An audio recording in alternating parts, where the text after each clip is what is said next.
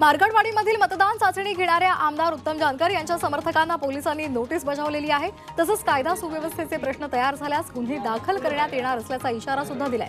मात्र तरीही आमदार उत्तम जानकर आणि त्यांचे समर्थक मतदान घेण्यावर ठाम आहेत।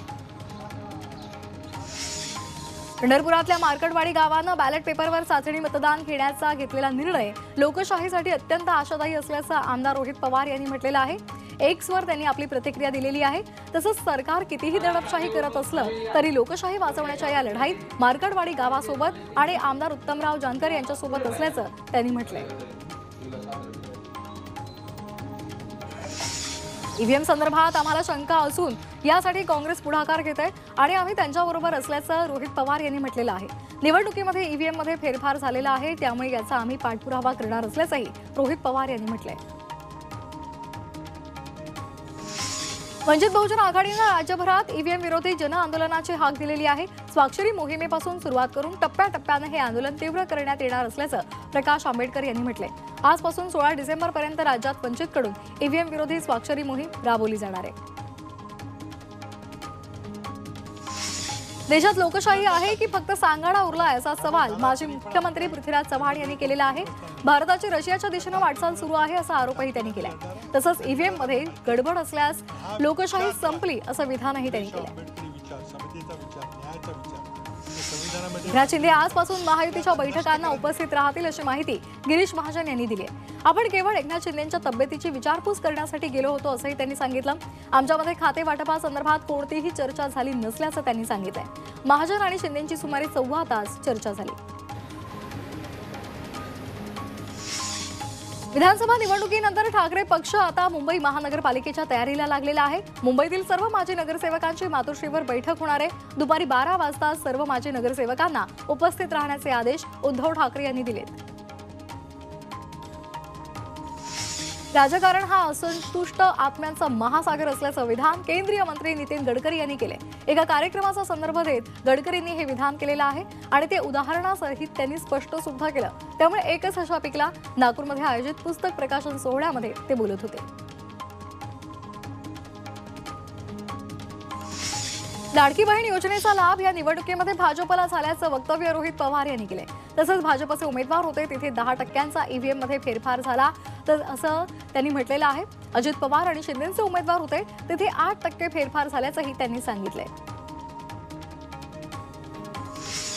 सांगलीच्या बंडखोर काँग्रेसच्या नेत्या जयश्री पाटील यांनी योग्य वेळी शांततेमध्ये निर्णय घेऊ अशी प्रतिक्रिया दिलेली आहे। विधानसभेमध्ये पराभव झाल्यानंतर कार्यकर्त्यांकडून राष्ट्रवादी अजित पवार गटामध्ये प्रवेश करण्याची मागणी केली होती। त्यावर जयश्री पाटील यांनी योग्य वेळी शांततेमध्ये निर्णय घेऊ असा पवित्रा घेतलाय।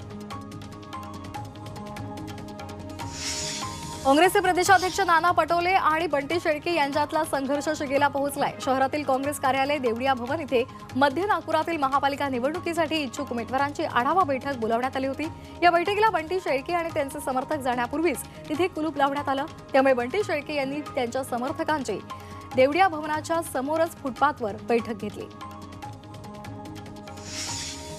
सत्तेसाठी देवेंद्र फडणवीसांना फोन करता आला पण मित्रता टिकवण्यासाठी एकही फोन करता आला नाही अशी खंत बच्चू कडू यांनी व्यक्त केलेली आहे। देवेंद्र फडणवीस म्हणायचे की माझ्या एका फोनवर बच्चू भाऊ आले, तो फोन सत्तेचा होता, मात्र त्यानंतर कधीही फडणवीसांनी फोन केला नाही असं कडू म्हणाले। ते बुलढाण्यामध्ये बोलत होते। दिव्यांगांचे प्रश्न आता कसे सोडवले जातील हे पाहावं लागणार असल्याची प्रतिक्रिया बच्चू कडू यांनी दिलेली आहे। तसंच सरकारला निवेदन देऊ मात्र मागण्या मान्य न झाल्यास मोठं आंदोलन करणार असल्याचा इशाराही त्यांनी दिलाय। एका गृहमंत्री पदामुळे महाराष्ट्राचं सरकार अधांतरी लटकून पडलेलं आहे अशी टीका संजय राऊतांनी महायुतीवर केली आहे। बहुमताचा आकडा असताना राज्याला सरकार देता येत नाही, हे कसलं मजबूत सरकार असा सवालही त्यांनी उपस्थित केलाय।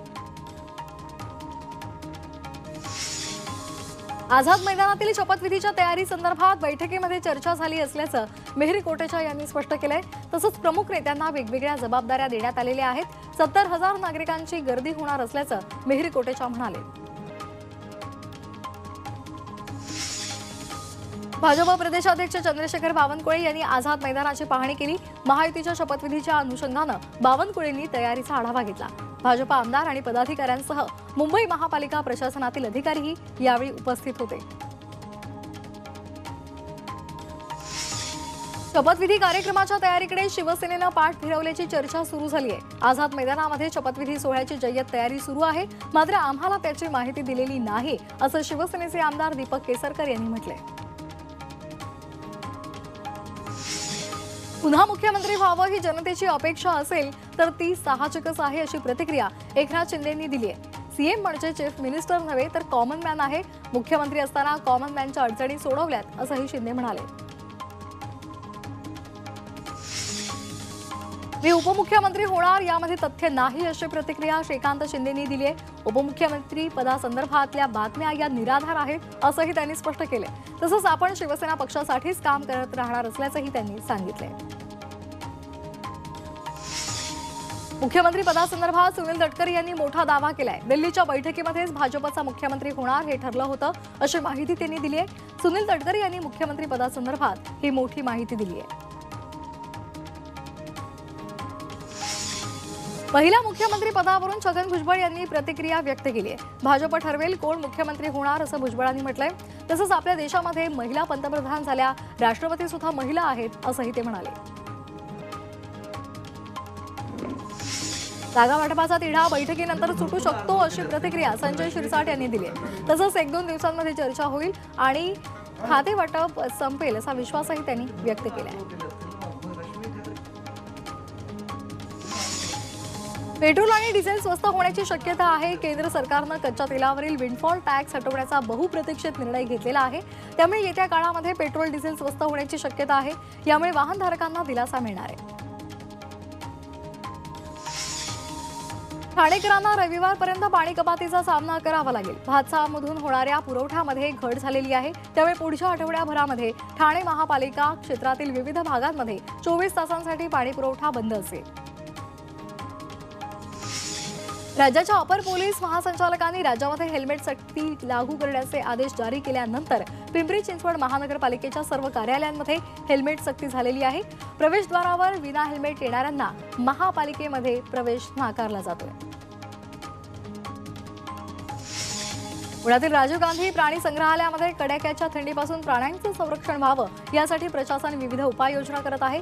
यामध्ये वाघ, सिंह यांच्यासाठी हीटर बसवलेत. तसंच सरपटणाऱ्या प्राण्यांसाठी सुद्धा हीटर लाईट्स, सुकं गवत आणि ब्लँकेट्स टाकण्यात आले.